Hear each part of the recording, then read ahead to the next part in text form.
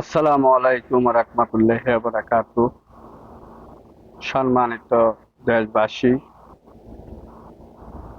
বিভিন্ন দেশের প্রবাসী ভাইরা, আমাদের একজন প্রবাসী যোদ্ধাকে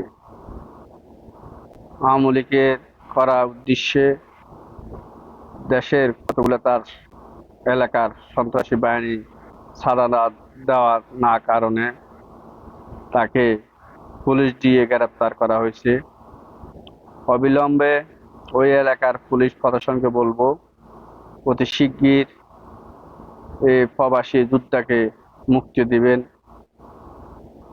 আজকে মিথ্যা মামলা দিয়ে একজন প্রবাসীকে হয়রানি করার, সে তার ফ্যামিলি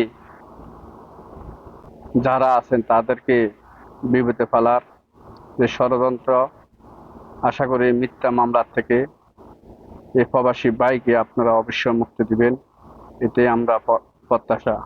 আর যে সন্ত্রাসী বাহিনী চাঁদা না দেওয়ার কারণে তাকে গ্রেপ্তার করা হয়েছে, তার নিন্দা ও প্রতিবাদ আমরা সৌদি আরব প্রবাসীরা জানাই।